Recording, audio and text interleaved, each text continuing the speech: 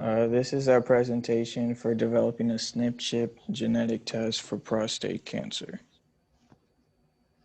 For prostate cancer, about 1 in 7 men will be diagnosed with prostate cancer in their lifetime. However, most cases of prostate cancer are not related due to the inheritance of the genetic disease.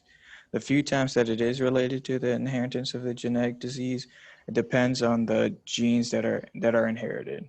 If a person only inherits one of the copies of the BRCA1, BRCA2, or HOXB13 mutated gene, then he will have a higher chance of developing prostate cancer.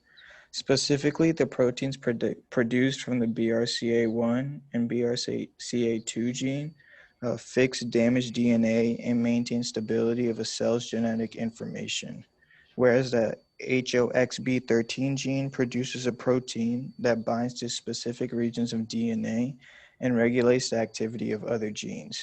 But generally speaking, the proteins produced by all three of these genes act as tumor suppressors. So mutation of these genes do not allow the proteins to act as tumor suppressors, causing cells to grow and divide uncontrollably, leading to prostate cancer.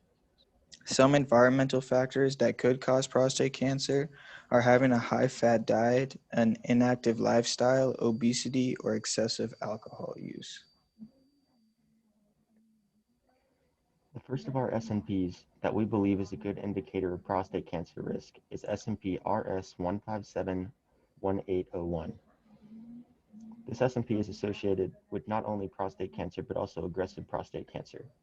The SNP is located on the DAB21P gene and encodes a novel RAS GTPase activating protein and putative prostate tumor suppressor. When the risk allele RS1571801A is inherited, prostate cells grow and divide at a greater rate, potentially leading to prostate cancer. It makes sense that this genetic variation leads to a greater risk of cancer. The odds ratio for aggressive prostate cancer associated with the risk allele is 1.36, and the odds ratio of normal prostate cancer is 1.27.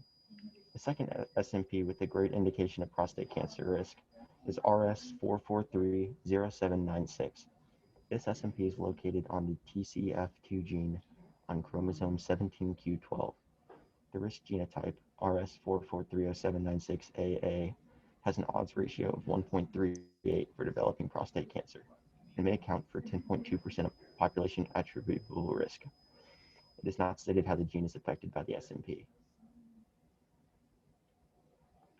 According to a study in the New England Journal of Medicine, 16 SNPs from 5 different chromosomal regions within a Swedish population were assessed to find the link between these SNPs and prostate cancer.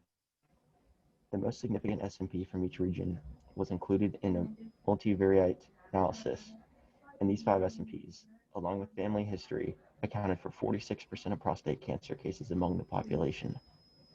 The study concluded that SNPs in 5 chromosomal regions plus a family history of prostate cancer leads to a significantly higher risk of prostate cancer. A 2004 study sought to determine if there was a link between the CDH1 gene and prostate cancer. It is a CA polymorphism, which is 160 base pairs relative to the transcription start site, and has been shown to decrease gene transcription. Data from 3 population-based studies in Sweden found no significant association between the A allele and sporadic or family prostate cancer. However, the risk of hereditary cancer was increased among heterozygous carriers and particularly among homozygous carriers. For homozygous carriers, a risk ratio of 1.4 to 1.49 was found for prostate cancer.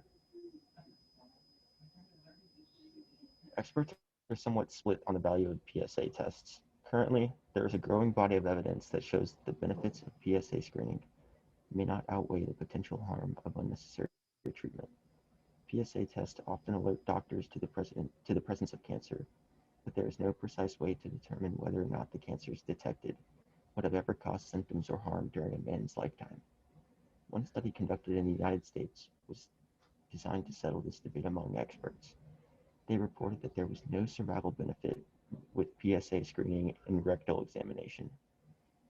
They also predicted that overdetection for cancer will rise from 27% at age 55 to 56% at age 70.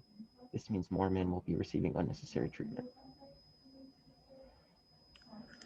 Testing positive for prostate cancer can have a huge impact on the person's mental health.